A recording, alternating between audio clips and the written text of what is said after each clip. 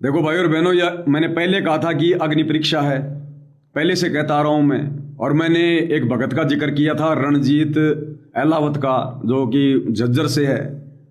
और मैंने ये भी कहा था कि भाई वो रणजीत अहलावत सतगुरु रामपाल जी का रिश्तेदार है। उस रणजीत अहलावत की जो लड़की है वो सतगुरु रामपाल जी के सगे भांजे के साथ में उसकी शादी हुई है। और इतने दिनों से ये सात संगति से जुड़ा हुआ था।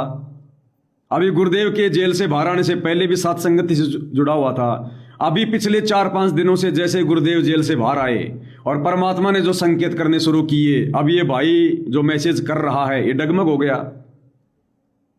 इसका पहले का कोई मैसेज उठा के देख लो, लंबे लंबे मैसेज लिखा करता था कि पवन दास के वीडियो देखे बिना संगत का मोक्ष नहीं हो सकता। आश्रम वाले काल की चाल चौधर में फंसे हुए हैं। अब देख लो ये अग्नि परीक्षा ऐसे आत्मा सहन नहीं कर पाएंगी। इसलिए दास बार बार बार बार कह रहा है कि अगर थोड़ा बहुत यदि वो कचरा अगर संगत में होगा परमात्मा रखेगा नहीं। इसलिए मालिक समय को थोड़ा लंबा खींच रहा है। इसलिए हम सत्सेवकों को अभी परमात्मा नहीं बुला रहा। ये अग्नि परीक्षा चल रही है। अब ये क्या कह रहा भाई, सतगुरु के ज्ञान के खिलाफ नहीं है। यानी ये बाढ़ पीड़ित लोगों की मदद करना, मोटर पाइप बांटना, मकान बनाना, ये सतगुरु के ज्ञान के खिलाफ नहीं है। आपने स्वयं 100 बार कबीर सागर में पढ़ा हुआ है कि बाढ़ पीड़ितों की मदद करनी चाहिए।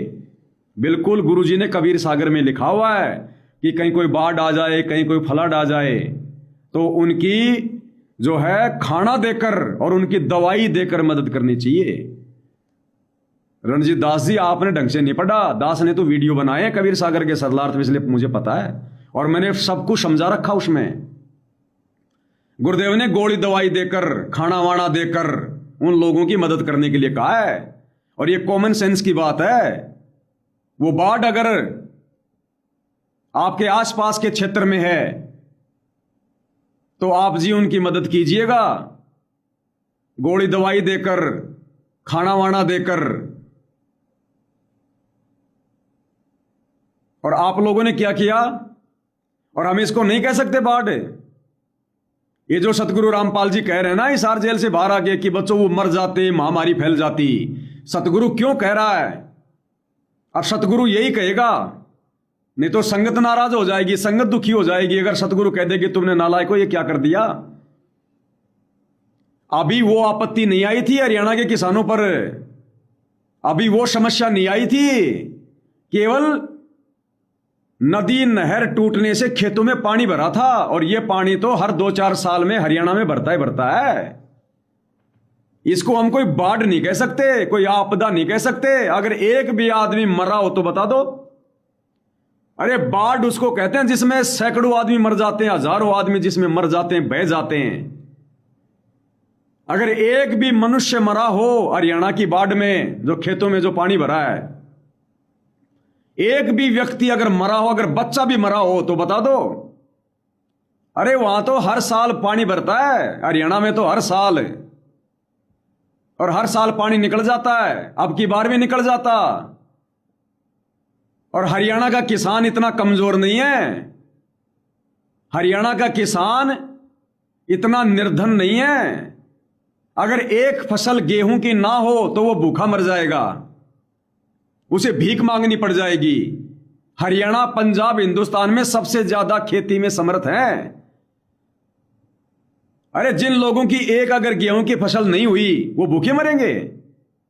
जो लोग फॉर्च्यूनर गाड़ियों में चलते हैं हरियाणा के किसान, उन किसानों के बेटे बेटियां सोने की चैन पहनते हैं, स्कॉर्पियो गाड़ियों में चलते हैं, जिनकी जमीनों की कीमत आसमान पे छाई हुई है, वो एक अगर गेहूं की फसल नहीं हो जाएगी तो भूखे मर जाएंगे। वो जिनके घर में कोई न कोई सरकारी नौकरी में है। अरे मैं पवन दास पिछले 10 साल से कोई खेती नहीं कर रहा। कितने सत्सेवक भाई बहन है जिनके पास जमीन नहीं है, बेचारे छोटा मोटा नौकरी धंधा करके आराम से अपना जीवन बसर कर रहे हैं। और हरियाणा के किसान खेत में पानी भरने से मर जाता। इसको बाढ़ नहीं कह सकते, इसको आपदा नहीं कह सकते। इसको हरियाणा का किसान, बाढ़ आ गई गुरुजी ने कह रखा है, अभी बाढ़ आनी बाकी है मेरे भाई। जब वो आपदा आएगी, जब वो बाढ़ आएगी, तब देखेंगे तुम्हारी अन्नपूर्णा मुहिम क्या करेगी। कह रखा गुरुजी ने, कह दिया। तीसरा झटका दुनिया नहीं उठ पाएगी। अभी बाढ़ तो आना बाकी है, अभी प्राकृतिक आपदा तो बाकी है। युग परिवर्तन भूल मत जाओ, युग परिवर्तन को। उस समय देखेंगे तुम्हारी ये अन्नपूर्णा मुहिम क्या करेगी, तुम्हारा मैनेजमेंट क्या करेगा। उस समय तुम्हारा मैनेजमेंट भूखा मरेगा। उस समय करना मदद तुम लोग। कबीर सागर को दास ने अच्छे से दास ने भी पढ़ाया है और आप लोगों को भी पढ़ाया है। तो गुरु जी ने किन परिस्थितियों में और क्या क्या सामग्री देकर मदद करने के लिए कहा है। भोजन पानी दे दो, गोली दवाई दे दो, इस प्रकार से कहा गुरुदेव ने। नगद देने के लिए नहीं कहा। मोटर पाइप दे दिया आप लोगों ने। मदद क्या होती है? मदद वो होती है जो उधार में की जाए। तुम्हें मदद का नहीं पता? मदद उसको कहते हैं जो उधार में दी जाए, और जो परमानेंट चीज दी जाती है उसको कहते हैं भीख, उसको कहते हैं दान। जैसे दान किसी को देकर वापस नहीं लिया जाता, भीख अगर किसी को दे दी वापस नहीं ली जाती कि भाई मैंने तेरे को 2 साल पहले भीख दी थी 100 रुपए मेरे वापस दे, या गुरुजी मैंने आपको दान किया था 1 लाख रुपए मेरा वापस दो। वो मान नीच आदमी। और मदद क्या होती है? मदद होती है उधार देकर करना। तो आप लोग क्या कह रहे हो? अन्नपूर्णा के तहत किसानों की मदद की। क्या किसी ने कहा कि भाई उन किसानों को भीख दी, उन किसानों को दान दिया? कहा नहीं? कहा ना? क्या कहा? किसानों की मदद। किसानों की मदद होती है उधार देकर। आप लोगों ने मोटर पाइप वापस क्यों नहीं लिए? उन किसानों के क्या काम के वो मोटर पाइप?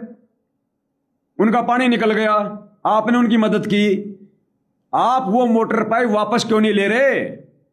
अब कोई मोटर को बेचेगा, पाइप को बेचेगा, उससे शराब पिएगा, बीड़ी पिएगा, राजनीति करेगा, कर्म किसके फूटेंगे?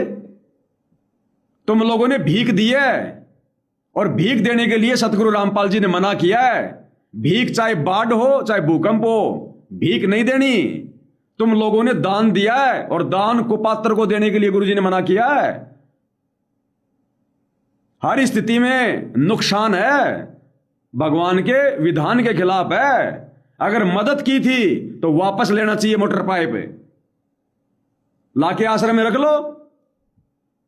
संगत का इतना पैसा बर्बाद ही नहीं होता। अगर जरा भी कॉमन सेंस का इस्तेमाल अगर करते, परमात्मा की मर्यादा भी रह जाती और लोगों की मदद भी हो जाती। लेकिन तुम तो मान बढ़ाई के पक्के, मान बढ़ाई और चौधर। अरे भैया, तुम आश्रम वाले, तुमने हजारों मोटर बांट दी। क्या जरूरत थी हजारों मोटर लाने की? तुम लोग ज्यादा से ज्यादा 25 मोटर ले आते, 25 मोटर ले आते और 50,000 फुट ले आते तुम पानी, और टीम बना लेते। आश्रम वालों, तुम एक टीम तैयार करते और टीम को तुम 5 भागों में डिवाइड कर देते। 5 भागों में एक पिकअप के अंदर 5,000 फुट पाइप और 5 मोटर, और 5 गांवों में जाते अलग अलग, और 2 दिन में उनका पानी निकाल के वापस मोटर पाइप लेके फिर दूसरे गांव में चले जाते। कौन सा किसान वहां डूब रहा था? कौन सा वो मर ही रहा था? सब लोग सुरक्षित थे। एक भी मरा हो तो बता दो। धीरे धीरे सबका पानी भी निकल जाता, सबकी मदद भी हो जाती, और तुम्हारी मोटर पाइप लाकर आश्रम में रख देते, और आश्रम में काम आ जाती वो मोटर पाइप। या फिर कभी कोई आपत्ति आती, या फिर उन मोटर पाइपों को आधे पैसों में वापस ले लेता वो, आधे पैसे में वापस वो बिक जाती, पैसा भी बच जाता, लोगों की मदद भी हो जाती। तुम तो मान बढ़ाई और चौधर के भूखे थे, दिखा दिखा के, और दे दिया लोगों को दान, दे दी लोगों को भीख। ये दान और भीख गुरुजी ने बाढ़ में भी देने के लिए मना किया है। बाढ़ के कारण गुरुजी अपना नियम नहीं तोड़ेगा। गुरुजी ने मदद करने के लिए कहा है, मदद करते। ये मदद कहां हुई? तुम तो परमानेंट छोड़ के आ गए वहां पर। तो भैया कॉमन सेंस का इस्तेमाल करो। परमात्मा तो भी क्या क्या खेल खेलेगा, देखते जाओ। तुम तो टिक ही नहीं पाओगे। इसलिए तो परमात्मा ये लंबा खेल खेल रहा है, क्योंकि मालिक को पता है जो कचरा जो साथ संगति में है उस कचरे को रखेगा नहीं परमात्मा। और गुरु का परिवार, गुरु के रिश्तेदार और साथ संगति से जुड़कर रह जाएं, ये तो शोपर में भी कोई मत सोच लेना। इस दास को तो पहले आपका मालूम था कि जाओगे आज, नहीं तो कल जाओगे, कब तक टिकोगे भैया। कहते हैं साधु शब्दा परखिए। जब आप ये मैसेज लिखते हो ना लंबे लंबे लंबे लंबे, मैसेज को पढ़ने मात्र से इस पवन दास को परमात्मा ने वो थर्मामीटर दे रखा है। शब्दों से पहचान कर लेता हूं कि ये भगत कितनी लंबी रेस का घोड़ा है, ये कितने दिन साथ संगति में रुकेगा, ये टिकेगा। उसी समय दास को मालूम चल जाता उन शब्दों से कि ज्ञान आधारी है या नहीं है। तो दास को बहुत अच्छे से पता है मेरे बड़े भाई, और मुझे तो आपके स्वभाव का पता है, क्योंकि आप तो मेरे पास में रहे हुए हो, आप तो मेरठ में मेरे साथ में रहे हुए हो। मुझे तो आपके स्वभाव का पता है। आपके 4 लाख रुपए मैंने हर महीने कैसे चुकाए हैं मुझे पता है मेरे भाई। तो जो आदमी 4 लाख रुपए के लिए मेरी जान लेनी कर दी जिसने, मुझे पता है ना वो कितना साथ संगति में रुक पाएगा, वो टिक पाएगा। तो अग्नि परीक्षा में आज भी गई, आप भी गए भाई, गए आप भी, हो गया आपका भी राम नाम सत्य। तो ये है भाई और बहनों अग्नि परीक्षा का खेल। कबीर सागर से हमें बता रहा है। अरे दास ने तो वीडियो बनाए भाई, लिखा क्या हुआ है उसको आप पढ़ लो ढंग से। मदद करने के लिए कहा गुरुदेव ने, भीख देने के लिए नहीं कहा, दान देने के लिए नहीं कहा। दान केवल सुपात्र को दिया जाता है, सुपात्र हमारा गुरु है, और भीख दी जाती है भिखारी को। और भीख में भी परमात्मा ने कह दिया कि ऐसी कोई चीज नहीं देनी जिसको बेचकर वो उसका दुरुपयोग कर सके। भीख में परमात्मा ने जो कपड़ा है वो भी सिलाया, और जो पुराना कपड़ा है वो देने के लिए कहा है। भीख में परमात्मा ने बना बनाया भोजन दे सकते हो, कोई घर पे आ जाए तो पैकिंग भोजन देने के लिए भी नहीं कहा। तेल की बोतल जो पैकिंग में है वो भी नहीं दे सकते आप, अगर कोई मांग रहा है तो उसको बेच के वो क्या कुकर्म कर देगा, कोई भरोसा नहीं है। और दूसरी बात ये कलयुग की पिछली पीढ़ी है, कलयुग की पिछली पीढ़ी। अब इस समय मेरे भाई अगर कोई मर रहा है ना, वो बाढ़ में मरे, चाहे भूकंप में मरे, चाहे भूखमरी से मरे, इस समय भगवान धरती पर, और फिर भी अगर कोई भूख से मर रहा है, कोई बाढ़ से मर रहा है, उसके तो माड़े कर्म है। ऐसी स्थिति में उसको भगवान से जोड़ो। भगत ठेकेदार मत बनो, भगवान आया हुआ है संभालने वाला। अब खुद भगवान धरती पर है और वो अपने तरीके से संभालता है। मोटर पाइप दे दे के नहीं संभालता, राशन दे दे के नहीं संभालता। वो पहले भक्ति देता है, भक्ति से फिर उसको जो है बरकत देता है। 100 काम सार देगा अपने भगत के परमात्मा, 100 काम। ऐसे मदद नहीं करता वो। तो ये थोड़ी सी ज्ञान आधार की है ना आवश्यकता है भाई। खाली साथ संगति से जुड़ने से, लंबे लंबे मैसेज मुझ पवन दास की तारीफ में बना बना के भेजने से ये परमानेंट नहीं हो जाता कि आप साथ संगति में आप पक्के हो गए। समय लगेगा मेरे भाई। और अगर आपको इतना सब कुछ अगर मालूम हो गया है इन बातों का, रणजीत दास जी, गुरु जी के रिश्तेदार जी, अगर आपको इतना सब कुछ मालूम हो गया है कि सब कुछ गुरु जी का आदेश है, पवन दास सब कुछ गलत कर रहा है, तो मेरे भाई फिर तू क्यों जुड़ रहा है रोजाना लाइव में? अब तो तैने मेरे वीडियो देखने बंद कर देने चाहिए। अब तो आपने वीडियो देखने बंद कर देना चाहिए। आप तो धनाना आश्रम में जाते थे, वीडियो कॉल पर बात करते थे। गुरुजी ने मना कर रखा कि पवन दास से बात नहीं करना, वीडियो नहीं देखना। अरे कम से कम अब तो मर्यादा में रह लो, अब तो अपने गुरुजी की बात मान लो। अगर पहले नहीं मान रहे थे तो अब समझ में आ गया, तो कम से कम अब तो अपने गुरुजी के अच्छे भगत बन जाओ। अब भी मेरे पीछे लग रहे हो, मेरी वीडियो देखे बिना चैन नहीं आ रहा। तो कौन सी कैटेगरी के भगत हो भाई तुम लोग? तो ये कलयुग की पिछली पीढ़ी है भैया। अगर बाढ़ में कोई मर रहा ना तो मरने दो उसको, भगवान धरती पर है, जानकारी दे दो। क्या उन गांवों में जा जाकर संगत ने ज्ञान गंगा पुस्तक नहीं बांटी थी पहले, बाढ़ के आने से पहले? हरियाणा में आके ज्ञान दे रहा भगवान 1994 से। क्या जिन जिन गांवों में बाढ़ आई है, क्या परमात्मा ने अपने भगत नहीं भेजे होंगे वहां पर ज्ञान गंगा पुस्तक ले लेके? उस समय तो गाड़ियां निकाला करते थे।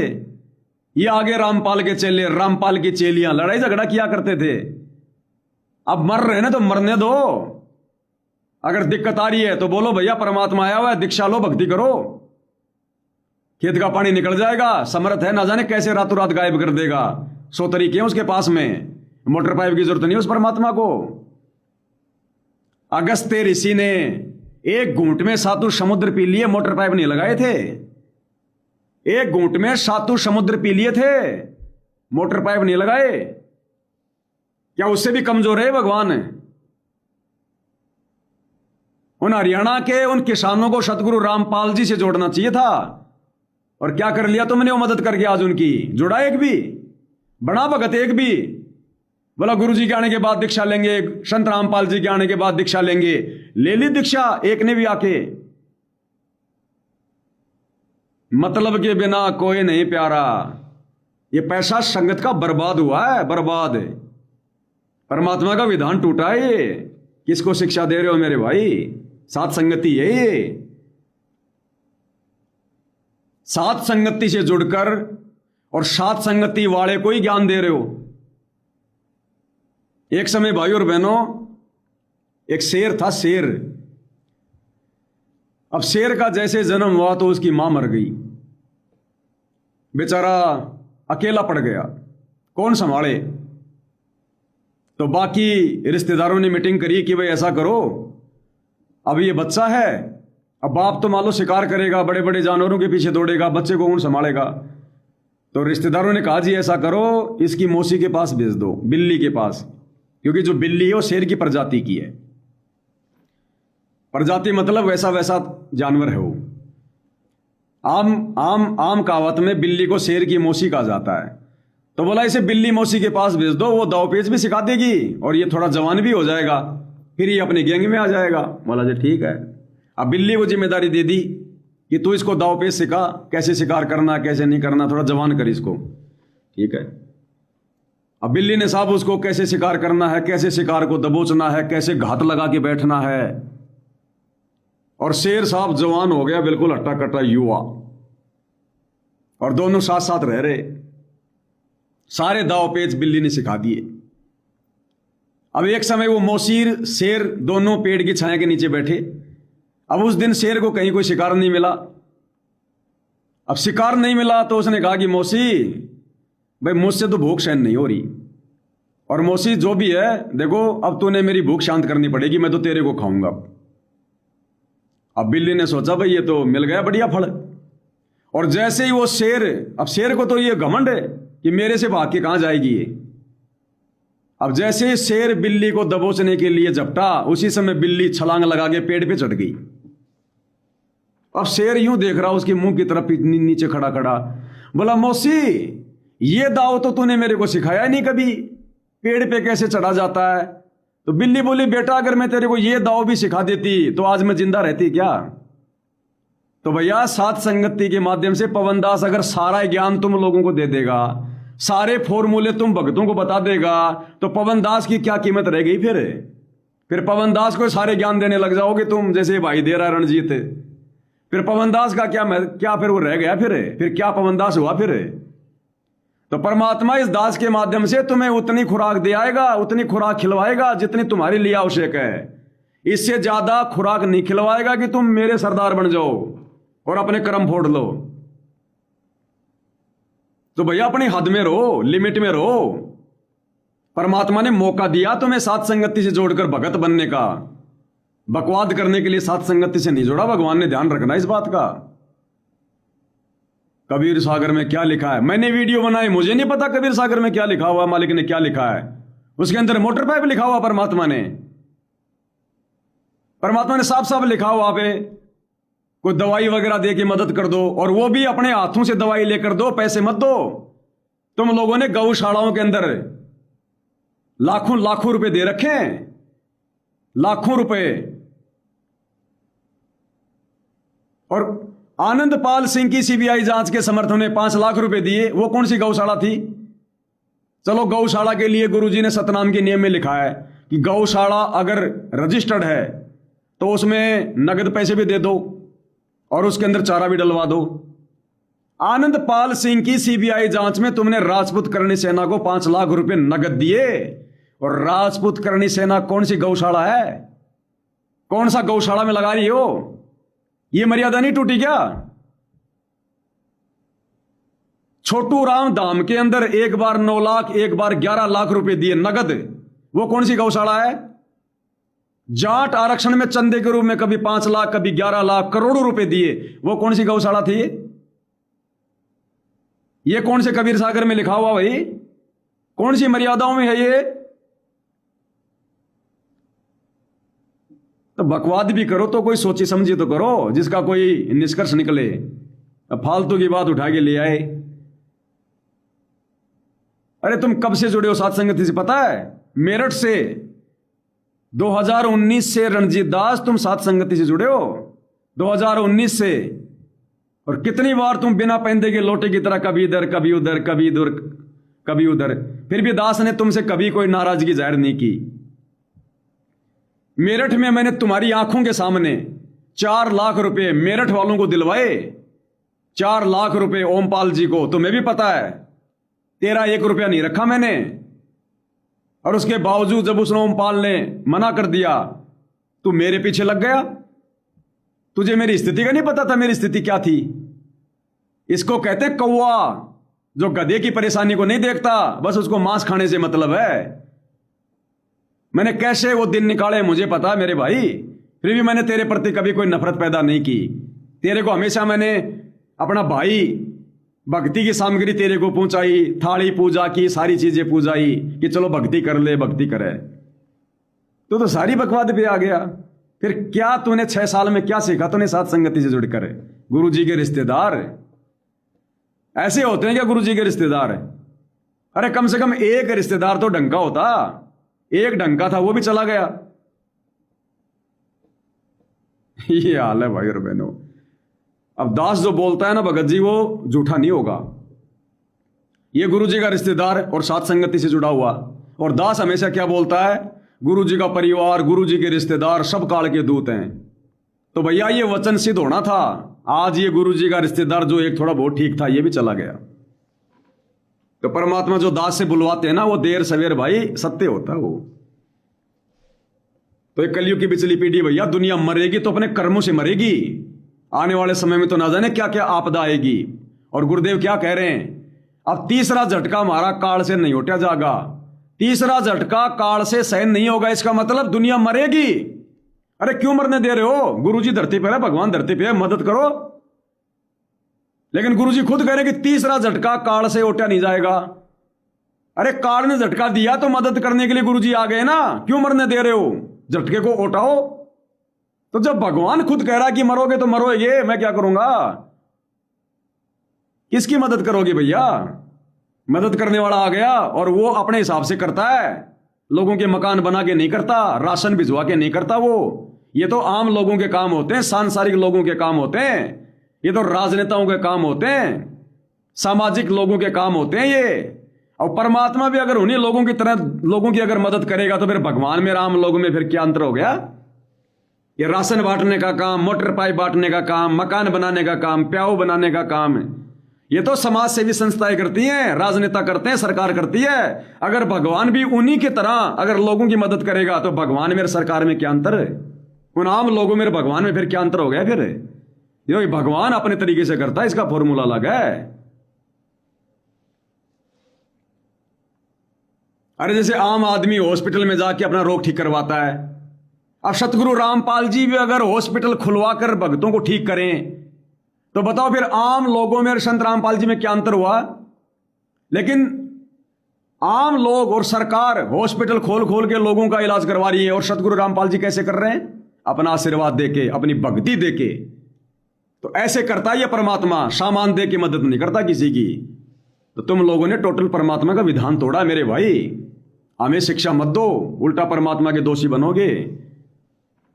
ये साथ संगति में चाहे तुम 10 साल बाद कोई शंका ले आना, उसका भी जवाब मिल जाएगा तुरंत। अब तू 6 साल में जाके एक शंका लाया आज, और बहुत सोच समझ के लाया होगा। तेरा एक झटके में परमात्मा ने जवाब दिलवा दिया ज्ञान आधार से। जवाब नहीं है तुम्हारे पास में इसका। तो भाई और बहनों, ये हालत देख लो। अब बताओ, जो गुरुदेव कह रहे हैं कि इब्राहिम सुल्तान की तरह बच्चों, मैं तुम्हें उस प्रोसीजर से आज निकाल के लाया हूं। अब बताओ, ये गुरु जी का रिश्तेदार पहले साथ संगति में था, अब ये आश्रम में चला गया। अब बताओ, ये वो प्रोसीजर वाला जीव नहीं है, इसलिए वापस भेज दिया परमात्मा ने इसको कि तू साथ संगति में नहीं टिक पाएगा, तू साथ संगति के योग्य नहीं है, तेरे को मैं उस प्रोसीजर से बाहर निकाल के नहीं लाया रणजीत दास, इसलिए तेरे को साथ संगति से जाना पड़ेगा। साथ संगति में वही टिकेगा, वही रहेगा अंत तक जो परमात्मा की प्रोसीजर से जोड़ा गया होगा। जो अपनी प्रोसीजर से जुड़ेगा वो साथ संगति में नहीं टिक पाएगा। तो ये धीरे धीरे धीरे धीरे सारा कचरा निकल जाएगा भाई और बहनों, आप देखते जाओ, परमात्मा सब देख रहा है, सारा खेल वही खेल रहा है। तो इसलिए मालिक कह रहे हैं कि बच्चों, धन्य आपके माता पिता जो आप उस प्रोसीजर से निकल चुके हो। तो बच्चों इसी प्रकार आज जो आप हो ना उसी प्रोसेस से निकल कर आ चुके हो।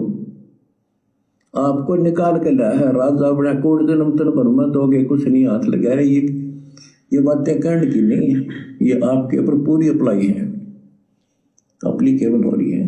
गुरुदेव कहते हैं ये बातें कहने सुनने की नहीं है, आप लोगों के ऊपर पूरी अप्लाई हो रही हैं, पूरी एप्लीकेबल हो रही हैं। किन पर? साध संगति वालों पर, आश्रम वालों पर नहीं। वहां बैठकर परमात्मा सत्संग हमें सुना रहे हैं कि तुम उस प्रोसीजर से निकाले जा चुके हो। अब एक बात बताओ भाई और बहनों, आपने रात्रि में अपने रिश्तेदार को या किसी अधिकारी को लेटर लिखना शुरू किया, हाथ में पेन ले लिया और आपने ये डायरी ले ली और आपने किसी को अपनी समस्या या कोई प्यार प्रेम कोई लेटर लिखना आपने शुरू किया और आपने 2 पेज लिख दिए। उसके बाद आपको नींद आने लग गई या कोई और कारण हो गया, आपने उस डायरी को और पेन को वहीं छोड़ दिया 2 पेज लिखने के बाद। अब सुबह यदि आप फिर से लिखना शुरू करोगे तो कहां से लिखना शुरू करोगे? शुरू से लिखोगे या जहां से आपने छोड़ा था 2 पेज के आगे से लिखना शुरू करोगे? आप यही कहोगे भैया जहां से छोड़ा था उसके बाद लिखना शुरू करेंगे। इसी प्रकार ये परमात्मा जिन आत्माओं को पिछले जन्म में जहां तक की भक्ति ये करवाता है, जिस आत्मा को जहां तक ये तार ये जमत जो है मतलब तैयार करता है, वो पिछले जन्म की भक्ति उस आत्मा की जो कि त्यों रहती है और अगले जन्म में जब परमात्मा अपनी शरण में लेता है तो उससे आगे की भक्ति देता है। जितनी भक्ति से परमात्मा ने आत्मा को चार्ज पहले कर दिया, अगले जन्म में परमात्मा अपनी शरण में लेकर उससे आगे उसको और चार्ज करता है। तो यह स्थिति है आप और हम सत्सेवक भाई बहनों की। हमें परमात्मा ने पहले उस प्रोसीजर से बाहर निकाला और बाहर निकालने के बाद अब हमारी आगे की पढ़ाई चल रही है। अब उस प्रोसीजर से तो इन सतलोक आश्रम वालों को परमात्मा निकालेगा, नया लेटर लिखना शुरू करेगा परमात्मा। हमारे तो पहले 4 पेज लिखे जा चुके थे, अब हमारा तो आगे से चलेगा लिखना, और इनको तो अभी परमात्मा ने शुरू भी नहीं किया लिखना। इन पे तो परमात्मा एक कलम चढ़ा रहे, कलम। इनकी स्थिति वो है जो परमात्मा ने बताई। इस ज्ञान को इतना जल्दी आप और हम भगत भाई बहन हम कैसे पकड़ गए, हम कैसे समझ गए? इस 11 साल की गुरु जी की इस परीक्षा में आप और हम कैसे दृढ़ रहे, मर्यादाओं में रहे, ये संगत कैसे डगमग हो गई। गुरुदेव ने बताया ये भले चाहे हमारे को बड़े बड़े भगत दिखाई दे रहे हैं, बड़े बड़े सारनामी सार शब्दी गुरु जी का बेटा बेटी रिश्तेदार 30-30 साल वाले दिखाई दे रहे हैं, इससे कुछ नहीं होता। गुरुदेव ने बताया कि बच्चों एक दीपक है, उस दीपक के अंदर तेल भी है और दीपक के अंदर जो है ज्योति भी है, वो बत्ती भी है, और किसी कारण से वो दीपक हवा से या जैसे भी हो बुझ गया। अब आप यदि उसमें दोबारा से माचिस लगाओगे तुरंत वो जलना शुरू हो जाएगा, क्योंकि उसमें घी भी है और उसमें वो बत्ती भी है। लेकिन किसी कारण से वो बुझ गया, तो अब अगर जरा से भी आप उसको अगर माचिस दिखाओगे तुरंत वो जल जाएगा। ज्यादा समय नहीं लेगा, वो नानुकर नहीं करेगा, क्योंकि उसमें घी भी है और उसमें बत्ती भी है। और एक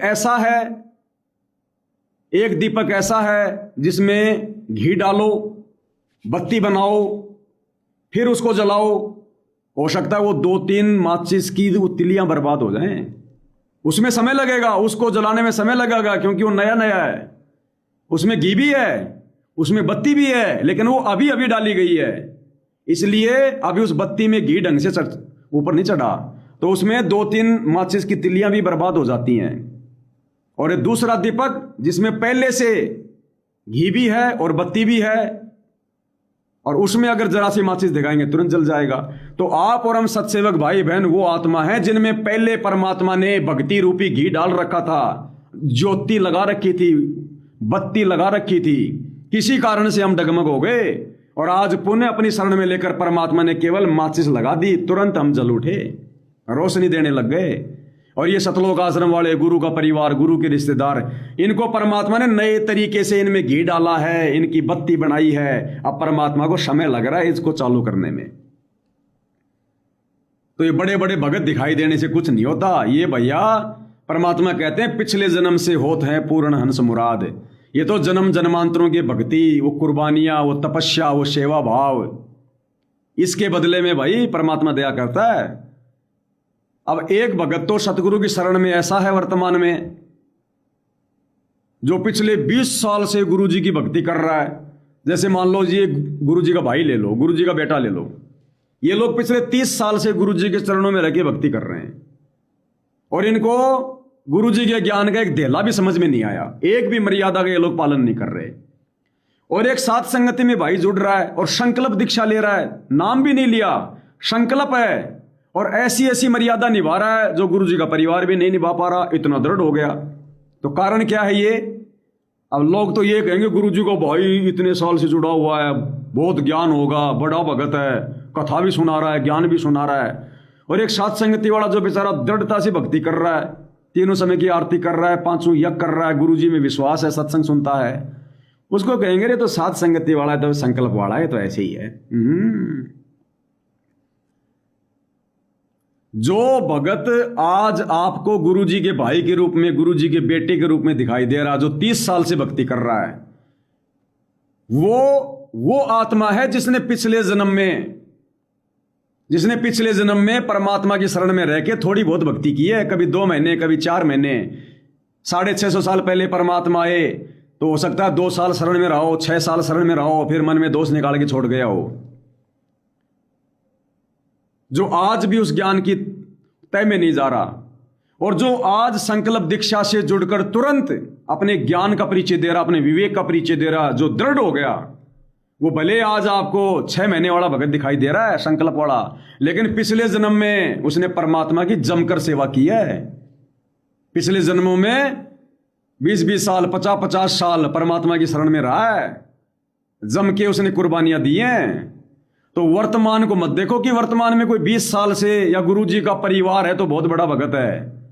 भैया ये तो परमात्मा को पता है कि पिछले जन्म का अंश कौन है, पिछले जन्म में किसने अपनी बैटरी कहां तक चार्ज कर रखी है। इसीलिए गुरुदेव भगवान सत्संग में कहते हैं कि भक्ति मार्ग में सीनियरिटी और जूनियरिटी नहीं चलती। भक्ति मार्ग में कोई छोटा बड़ा नहीं होता है, भगत कोई सीनियर जूनियर नहीं होता है, सबको एक समान दृष्टि से देखना होता है। कौन सी आत्मा परमात्मा की आज क्या भूमिका निभा रही है किसी को नहीं पता होता। तो गुरु जी का परिवार को तो दिखाई दे रहा है ना, आश्रम वालों का दिखाई दे रहा है ना, सारी मर्यादा तोड़ के ठंडे बस्ते में बैठे अपना सत्यानाश करवा के। और साथ संगत वाले क्या हैं, आप लोगों से छुपा हुआ नहीं है। तो हमें गुरुदेव भगवान ने उस प्रोसीजर से बाहर निकाला है, तब जाकर आज मालिक की यह दया हो रही है।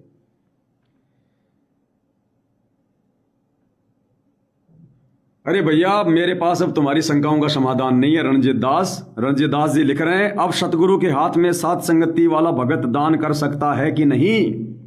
पवन दास या सतसेवक बताने की कृपया करें। अब फिलहाल हमने उन आश्रमों में जाना ही नहीं है, फिलहाल हमने आश्रमों में जाना ही नहीं है जब तक हमारे गुरु जी का आशीर्वाद ना हो, उनका संकेत ना आए। तो दान क्यों करेंगे हम? और दान क्यों करें हम? अरे वो परवीन अहलावत आश्रम में दान ही तो करने गया था, जाते ही काल प्रेरित हो गया। गुरु जी के परिवार से मिलते ही इतना भयंकर वहां काल फन उठा के बैठा है। और जब वो दान पेटी में दान डालने गया तो धनाना आश्रम में जो दान पेटियां रखी हैं, अब वहां क्या लिखा है पता है? अन्नपूर्णा मुहिम। उन दान पेटियों पे क्या लिखा है? अन्नपूर्णा मुहिम। अगर जरा भी कोई भगत अगर बुद्धि रखता होगा तो परमात्मा ने संकेत कर दिया कि नादानो, अब यदि तुम दान करोगे इस आश्रम में तो यह दान तुम्हारा अन्नपूर्णा मुहिम को समर्पित होगा, तुम्हारे गुरु को समर्पित नहीं होगा। क्योंकि दान पेटी पे नाम लिख दिया अन्नपूर्णा मुहिम। तो हम मूर्ख हैं क्या, हम पागल हैं क्या जो उस आश्रम में जाकर हम अपना दान जो है वो कचरे में डाल के आएंगे? जब हमें परमात्मा के भक्ति विधान से पता है कि ये मुहिम हमारे गुरुजी की है ही नहीं। वर्तमान में तो गुरुजी संगत का हौसला बनाए रखने के लिए, संगत को जैसा भी है भक्ति पे लगाए रखने के लिए कह रहे हैं कि हमने अन्नपूर्णा मुहिम चलाई, क्योंकि नाम तो गुरुजी का लेके चलाई ना। अरे नाम तो परमात्मा का लेके चलाई ना। अब परमात्मा की मजबूरी है भैया। 650 साल पहले शेख तकी ने परमात्मा के नाम पे झूठी चिट्ठियां डाली, भंडारा लगाया, तो परमात्मा ने तो भैया भंडारे को सफल किया, जबकि वो भंडारा भगवान ने अपनी तरफ से नहीं किया था। उस भगवान के नाम पे डाल दी चिट्ठियां कि वो कबीर भंडारा करेगा, कबीर भंडारा करेगा, दोहर देगा, मोहर देगा। तो वो तो समर्थ है भैया अपनी भक्ति को बनाए रखने के लिए, भक्तों के भक्ति भाव को बनाए रखने के लिए। उसने उसके बाद भी भंडारा लगाना पड़ा और कहना पड़ा कि ये कबीर का भंडारा, कबीर का भंडारा। वो चिट्ठियां कबीर ने नहीं डाली थी, भंडारा कबीर ने नहीं रखवाया। ये अन्नपूर्णा मुहिम सतगुरु रामपाल जी ने नहीं चलाई, ये आश्रम सतगुरु रामपाल जी ने नहीं खोले, ये भंडारे सतगुरु रामपाल जी ने नहीं चलाए।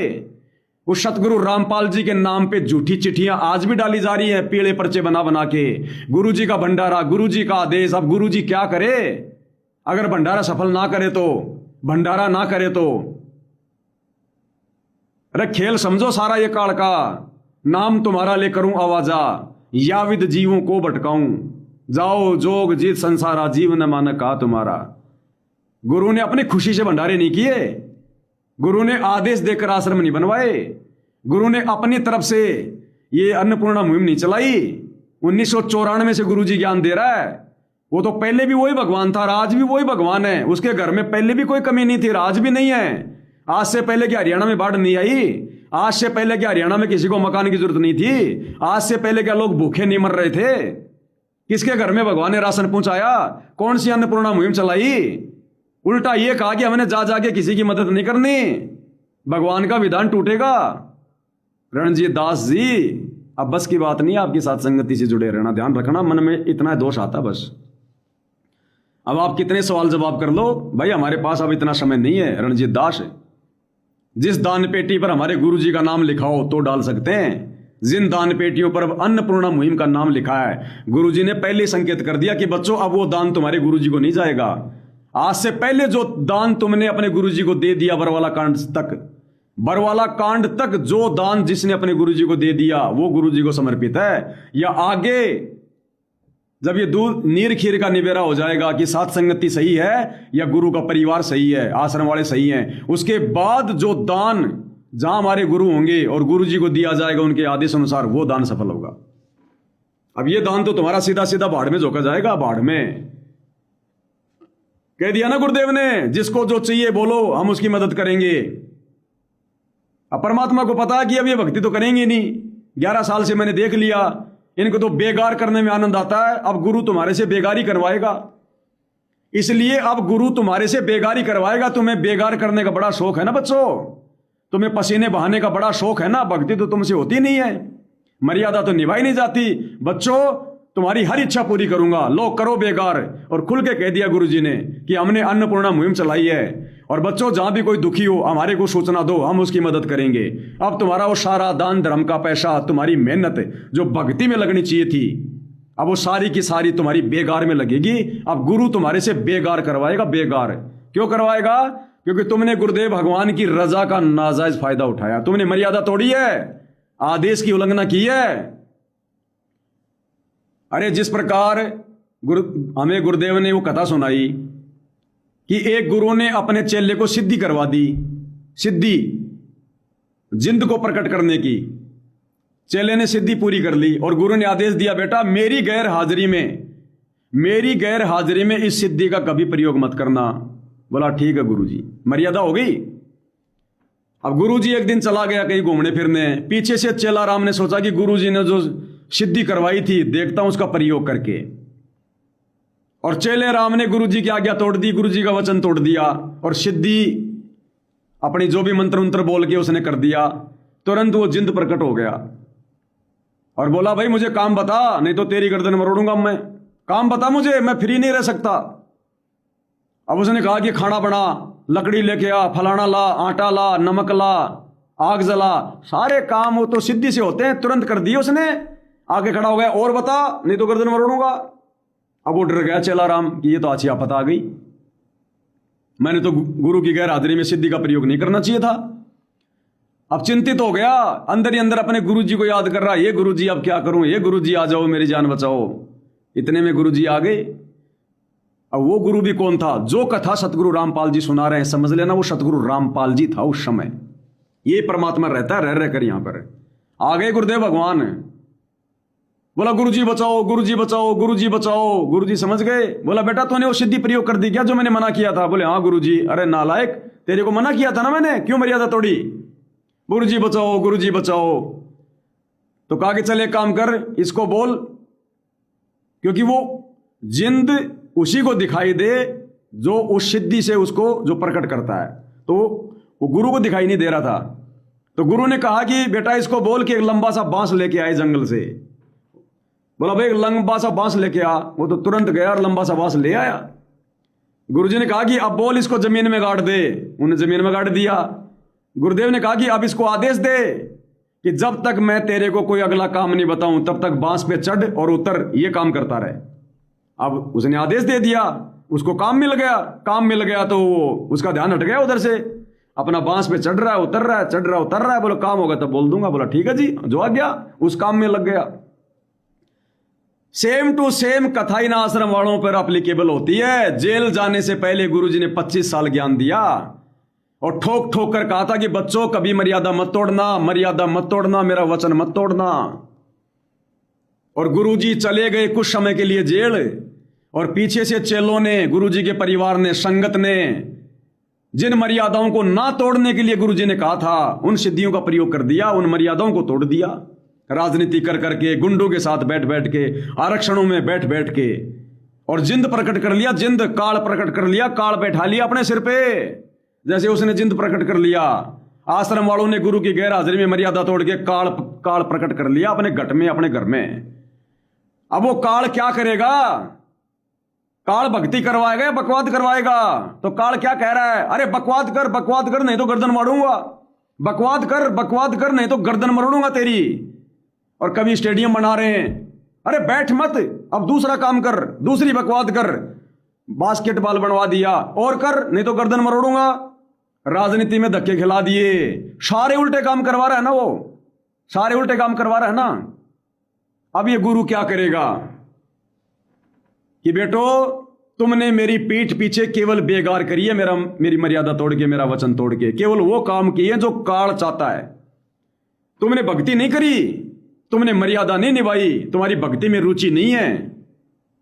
अब बच्चों जैसी तुम्हारी इच्छा, अब तुम्हें वही सब कुछ करवाऊंगा जो तुम चाहते हो करना। जो भक्ति करना चाहेंगे उनसे भक्ति करवाऊंगा, तो सत्सेवकों से भक्ति करवा रहे हैं। और जो बकवाद करना चाहते हैं और जिन्होंने बकवाद करी गुरु की गैर हाजिरी में, अब आगे गुरु उनसे बकवाद ही करवाएगा, क्योंकि मिशन खत्म हो चुका है। इसलिए गुरु कह रहा है कि ना तो इनके मन में कोई और दोष आ जाए ताकि ये आपस में लड़ेंगे झगड़ेंगे। फिर अगर मैं कह दूंगा कि ये अन्नपूर्णा मुहिम मैंने नहीं चलाई, ये दान धर्म का आदेश मेरा नहीं था, तो गुरु ने संगत को बचाने के लिए कहना पड़ रहा है कि अन्नपूर्णा मुहिम हमने चलाई, फलाना दिखना, ये वो, ताकि संगत को ये लगे कि हमारा पैसा का ठीक ठाक उपयोग हुआ है, ताकि आपस में मेरा परिवार और संगत आपस में ये कुत्ते की तरह ना लड़े। और अब आगे क्या करेगा गुरु? परीक्षा खत्म हो गई, मिशन खत्म हो गया। अब जो संगत जो करना चाहती है, जो बेगार करना चाहती है, जो गुरु की गैर हाजिरी में कर रही थी, अब गुरु इनकी इच्छा पूरी करेगा। और गुरु ने कह दिया कि बच्चों तुम्हारे आसपास कोई भी अगर दुखी है, परेशान है, सारे संसार के बच्चे सब परमात्मा के बच्चे हैं, बच्चों कोई भी दुखी दे हमारे को सूचना दो, हम उसकी मदद करेंगे। अब तुम्हारे से गुरु ज्यादा से ज्यादा दान करवाएगा, किस लिए? तुमसे बेगार करवाने के लिए। और दान पेटी पे लिखवा दिया अन्नपूर्णा मुहिम, यानी ये दान अब तुम्हारे गुरु जी को नहीं जाएगा, ये दान संसार को जाएगा। और अब जाओ करो बेगार। अब गुरु भेजेगा तुम्हें, आज से पहले तो तुम्हें काल भेज रहा था, अब तुम्हें गुरु भेजेगा। गुरु जाओ करो बेगार, बनाओ मकान, बांटो मोटर पाइप, बनाओ धर्मशाला, बनाओ गौशाला। अब गुरु तुमसे बेगार करवाएगा। ये गुरु की लीला है, लीला। फिर तुम्हें पता चलेगा आगे चल के, जब वो तीसरा झटका आएगा ना, कि काल तीसरा झटका नहीं उठ पाएगा, तब पता चलेगा तुम्हें कि सात संगति क्या थी, मर्यादा क्या थी, गुरु की क्या लीला थी, क्या खेल था, और हम लोगों ने क्या कर दिया गुरु के परिवार के चक्कर में आके। तो अब तुम्हें गुरु बेगार करवाएगा और जानबूझ के करवाएगा, और जो तुम चाहते थे वो सारे काम गुरुजी कर रहा। अब तुम चाहते थे ना गांव वाले आए, फलाना दिखना, मान सम्मान, अब गुरुजी बरवाला कांड तक गुरुजी जिन राजनेताओं का, जिन प्रधानों का, जिन सरपंचों का मुंह तक देखना पसंद नहीं करते थे। इस दास ने चैलेंज कर रखा है सन 1994 से 2014 तक, अगर संत रामपाल जी की किसी प्रधान के साथ, किसी सरपंच के साथ, किसी पंच के साथ भी अगर मुझे कोई एक फोटो दिखा दे, 1 करोड़ रुपया दूंगा। और अब देख लो, अब वो सरपंच भी आ रहे हैं, वो प्रधान भी आ रहे हैं, और तुम्हारा गुरु उनके हाथ पकड़ पकड़ के माथे से लगा रहा है। तुम्हारे गुरुजी को पगड़ी बांध रहे हैं, हनुमान जी का गोटा दे रहे हैं तुम्हारे गुरुजी को, संत रामपाल जी को, वो जगत वाले, वो गांव वाले, वो नशेड़ी, वो गंजेड़ी, जिनकी गुरु शक्ल देखना पसंद नहीं करता था, भक्तिहीन लोग। आज गुरु उनसे हनुमान जी का गोटा, हनुमान जी का वो हथियार। अरे विचार करो, अरे हनुमान जी का सोटा क्या है? हनुमान जी का सोटा, हनुमान जी का हथियार। त्रेता युग में मिसाइल नहीं थी, AK-47 नहीं थी, इन्हीं से लड़ा करते थे, ये उनके हथियार हैं, अस्त्र शस्त्र हैं। त्रेता युग में हनुमान जी के पास में वो उसका हथियार था, अर्थात उसकी AK-47। महाभारत के युद्ध में भीम और दुर्योधन वो कैसे लड़ते थे? गदा युद्ध। वो गदा जो संत रामपाल जी को दी गई है सतलोक आश्रम में गांव वालों के द्वारा, वो हथियार है, हथियार। अरे मूर्खों, संत को कभी हथियार देकर सम्मानित किया जाता है क्या? संत कभी हथियार लेगा क्या? उस समय की गदा, आज की AK-47। आज कोई गुरुजी को AK-47 बंदूक अगर गुरुजी को कोई सम्मान में दे तो नालायकों दुनिया क्या सोचेगी? वो गदा उस त्रेता युग की, द्वापर युग की AK-47 है, जिस गदा से हनुमान जी ने लाखों लोग मार दिए, जिस गदा से भीम ने, दुर्योधन ने लाखों लोग मार दिए थे। आज वो गदा, वो हथियार जिससे केवल किसी का बुरा हो सकता है, अच्छा नहीं हो सकता, आज वो हथियार संत रामपाल जी को दिया जा रहा है। और उसके बाद भी सतगुरु रामपाल जी उस हथियार को ले रहे हैं।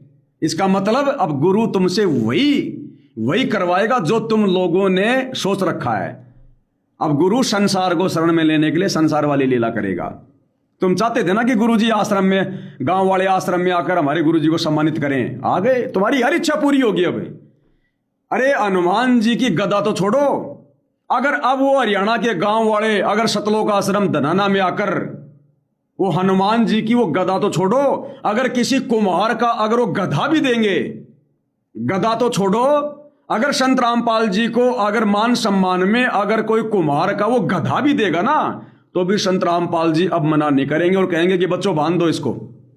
अरे जब तुमने गाय बांध दिया आश्रम में मिट्टी की, गधा बांध दो, ये कम से कम गोबर देगा, कुछ तो काम आएगा, मेथी की फसल करेंगे, बैंगन की फसल करेंगे, खाद में काम आएगा, बच्चों रख लो। तुम लोगों की सुबह सुबह आरती करने की आदत नहीं है ना, इस गधे को मैं समझा दूंगा, ये फिक्स 4 बजे ढेंचू ढेंचू करना शुरू कर देगा, इसकी भी सेवा बन जाएगी बच्चों, ताकि तुम सुबह जल्दी उठकर आरती कर लो। ये आगे की लीला नंबर 2, ये नहीं समझ में आएगी, और जिसके समझ में नहीं आएगी वो रणजीत अहलावत की तरह नीचे गिरता जाएगा, नीचे गिरता जाएगा। इसको समझना भाई और बहनों, इसलिए परमात्मा कहते हैं सब सुमरे अपने अनुमाना तो गति लकी न जाए, कहे कबीर कृपया कर जन पर ज्यों की त्यों समझाए। जिस पर सतगुरु रामपाल जी दया करेंगे उनकी लीला उन्हीं को समझ में आएगी। और आज इस पूरी धरती पर सत्सेवकों के अलावा ये लीला किसी को समझ में नहीं आ सकती। उसके बाद भी हम आप लोगों को समझा रहे हैं, तो आप लोगों को नहीं समझा रहे।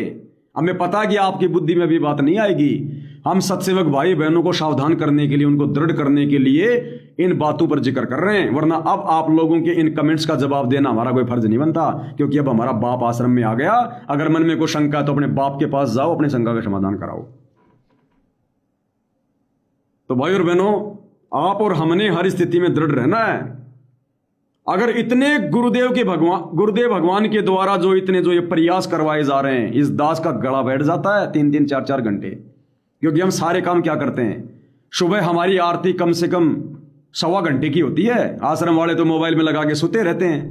हम 1.25 घंटे पाठ करते हैं, मुंह से बोलते हैं, खड़े होके हाथ चला चला के मालिक की सेवा। रमेणी दोपहर की मुंह से बोलते हैं। संध्या आरती कम से कम 1.25 घंटे की होती है। संध्या आरती के बाद में मालिक का शब्द गाना, भक्ति दान मोय दीजियो देवन के देवा। फिर गुरु जी के चरणों की सेवा, गुरु जी का चरणामृत बनाते हैं रोज सुबह शाम। फिर मालिक का शब्द गाते हैं, 8 वाणियां समर साहिब की, मंगलाचरण। फिर गुरु समान नहीं दाता रे जग में। रोजाना 4 घंटे तो हमारी आरती चलती है, 4 घंटे। और 4-4 घंटे 3-3 घंटे ये दास लाइव आ रहा है। क्यों करवा रहा परमात्मा इतनी मेहनत? ये इन आश्रम वालों के लिए नहीं, इनकी शंकाओं के समाधान के लिए नहीं। हो चुका है शंकाओं का समाधान इनका। ये शंकाओं से भरे पड़े, जिंदगी में नहीं निकलेंगे इनकी। काल आगे से आगे इनको कुप्रेरणा करेगा। ये परमात्मा केवल इस अग्नि परीक्षा में अपने सत्सेवक बच्चों को और ज्यादा सावधान करना चाहते हैं, ताकि कोई गलती ना कर दें ऐसे लोगों के चक्कर में आके। अपने बड़े बनाए काम को ना बिगाड़ लें, धर्म कर्म को ना बिगाड़ लें, कोई शंका पैदा करके, जल्दबाजी करके। जब गुरु जी आ जाएंगे उस समय हम जाएंगे। अब जाओगे तो दान भी कहां डालोगे? वहां तो अन्नपूर्णा मुहिम लिखा हुआ हर पेटी के ऊपर। और तुम्हारा गुरु, अब हमारा गुरु खुद सारी मर्यादा तोड़ रहा है, भक्ति विधान तोड़ रहा है। क्योंकि अब गुरु को भक्ति विधान निभाने की जरूरत नहीं है। गुरु ने जो भगत तैयार करने थे कर लिए सात संगति में, सतलोक के लिए। अब तो इनसे बेगार करवाएगा और गुरु खुद करवाएगा कि बच्चों तुम्हारी बेगार करने की आदत है, तुम्हारी इच्छा थी ना, तुमने बेगारी करी थी ना मेरी गैर हाजिरी में, लो तुम बेगारी करो। जाकी रही भावना जैसी, तिन प्रभु मूरत देखी वैसी। अब सबकी इच्छा पूरी करेगा भगवान। हमारी इच्छा भक्ति करने की, भगवान की सेवा करने की, भगवान ने इतनी भक्ति दे रखी है, इतनी सेवा दे रखी है, हमारे से पूरी भी नहीं हो पाती। बकवाद के लिए सुई की नोक रखने जितना हमारे पास में कोई जहमल की स्थान नहीं है। और आश्रम वालों के पास भक्ति के लिए सुई की नोक रखने जितनी जगह नहीं है, बाकी बकवाद के लिए पूरा मैदान पड़ा है। तो भाई और बहनों, आज की सात संगति में पूज्य गुरुदेव भगवान के आशीर्वाद से केवल इतना ही। क्योंकि देखो, दिन में कम से कम 2-3 घंटे दास को सुमरण भी करना पड़ता बैठ के, मालिक के आशीर्वाद से। अगर मैं फ्री होता हूं तो घर पे बैठ के सुमरण भी करता हूं। तीनों समय की आरती भी होती है, मालिक की चरण सेवा भी होती है, परमात्मा को भोग भी लगाया जाता है, सत्संग भी सुनना पड़ता है। उसके बाद भी परमात्मा ये काम करवा रहे हैं, ये संभव नहीं है जीव के लिए। ये परमात्मा आशीर्वाद दे के करवाते हैं, तब ये दास भोग पा रहा है। तो भाई और बहनों, आज की सात संगति में गुरुदेव भगवान के आशीर्वाद से केवल इतना ही। फिर परमेश्वर हम पर रजा करें, हम उनके भिखारी हैं, भिक्षा का कटोरा लेकर खड़े रहेंगे, मालिक सात संगति रूपी टुकड़े डालते रहें। तो गुरुदेव भगवान हमको आशीर्वाद दें, सद्बुद्धि दें, मार्गदर्शन करें, भ्रम ने भटकने से बचाएं, काल के दूतों से दूर रखें। बंदी छोड़ सतगुरु रामपाल जी परमेश्वर जी की जय हो।